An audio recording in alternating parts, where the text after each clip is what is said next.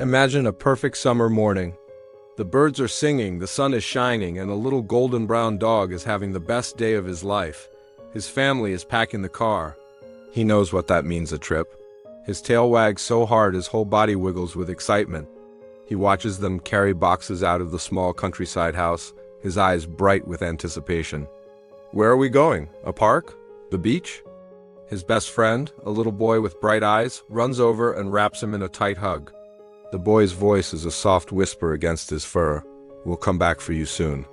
I promise. The dog licks his face, a happy, trusting gesture. He sees the boy's parents exchange a look he doesn't understand, a flicker of something sad in their eyes. But he's too happy to worry. Then the car doors slam shut, the engine starts, and they drive away. The dog sits proudly on the porch, his tail still wagging, watching the car disappear down the long, dusty road. He's a good boy, he'll wait right here.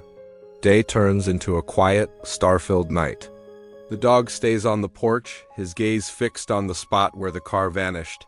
The world goes silent, but he keeps his vigil. He's sure they'll be back any minute. The next day, clouds gather. A gentle drizzle turns into a heavy downpour. He shivers, soaked to the bone, but he doesn't move from his post. Every time he hears the rumble of an engine, his ears perk up.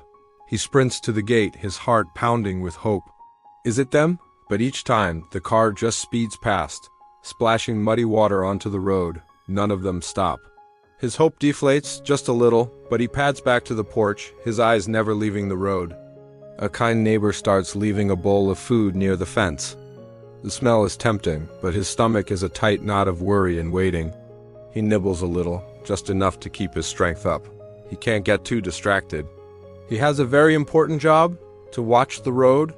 The days blur into weeks, and the weeks into months. The world around him begins to change. The vibrant green leaves on the trees turn to fiery shades of orange and red, then drift to the ground, carpeting the yard in a crunchy blanket. He watches them fall, a silent countdown. Then the air grows colder.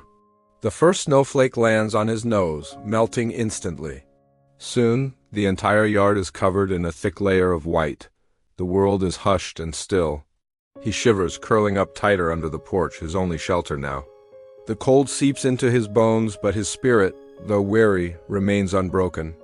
He still watches the road. Winter finally thaws, replaced by the gentle patter of spring rain. The snow melts, and tiny green shoots poke through the damp earth. He has grown thinner now, his once glossy coat is matted and dull, his ribs show through his fur, but his eyes still hold that unwavering loyalty? He has never, not for a single moment, left his post. One sunny afternoon, a new sound breaks the silence. A different kind of car, a moving truck, pulls up to the house. He watches from his hiding spot under the porch as a quiet woman and her young daughter get out. They look at the empty house, their faces a mix of excitement and curiosity. Fear and hope wrestle inside him. The little girl, with hair the color of sunshine, is the first to notice him. She sees a flicker of movement under the porch and crouches down, her eyes wide with concern. "Hello there," she says softly. He flinches, pressing himself further into the shadows. Later, she returns with a small bowl of food and a fresh bowl of water. She places them just at the edge of the porch and then sits down on the grass a few feet away, not saying a word. She doesn't try to force him. She just waits.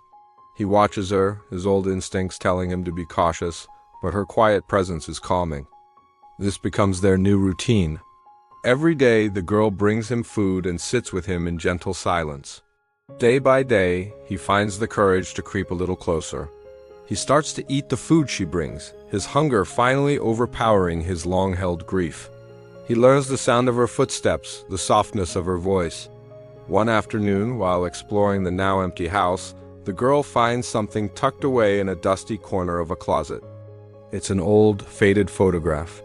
In it, a smiling little boy is hugging a happy, healthy, golden brown dog, the very same dog who now lives under her porch.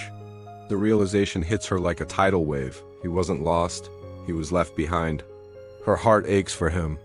She finds him in his usual spot and sits down, the photo in her hand. She shows it to him. He looks at it, a flicker of recognition in his tired eyes. The girl wraps her arms around him, a hug as gentle as a whisper. "They forgot you," she says, her voice thick with emotion. "But I won't. I'll never forget you." That night, for the first time in over a year, he doesn't sleep in the dirt under the porch. He climbs the steps and lies down on the welcome mat, closer to the warm light spilling from the house than he's been in a very, very long time. It's a small step, but it's a world of change. A few evenings later, as dusk settles over the countryside, he hears it. The familiar sound of a car slowing down near the gate. It's a sound he has waited an eternity to hear. Hope, a feeling he thought was long dead, surges through him. He struggles to his feet, his tail giving a few weak, hopeful thumps against the wooden porch. Could it be? After all this time? The vehicle comes to a stop. It's just a delivery truck. The driver drops a package and drives away. The flicker of hope dies, but this time, the crushing weight of disappointment doesn't follow. He doesn't stare down the empty road. Instead, he turns and looks back at the house, and there she is. The little girl, sitting on the top step, her knees pulled to her chest, waiting for him. Her presence is a silent promise, a safe harbor. He walks slowly towards her, each step a deliberate choice. He's not walking towards the past anymore. He's walking towards his future. He sits down beside her, leaning his weary head against her leg. And for the first time since that long-ago summer day, he turns his back on the road. The girl smiles, a gentle, understanding smile. She pulls a soft, blue ribbon from her pocket and carefully ties it around his neck. It's not a collar to claim him, but a gentle welcome. It's not about replacing what was lost, but about beginning something new. He looks at the open front door, at the warm, inviting light spilling out. He takes a deep breath, and then, on his own, he walks inside. The porch is empty now. No lonely dog watching the road. If you peek through the front window, you'll see him, curled up on a soft rug, sleeping peacefully at the foot of the girl's bed. He is home. Some dogs wait for the ones who left, until they find the ones who stay.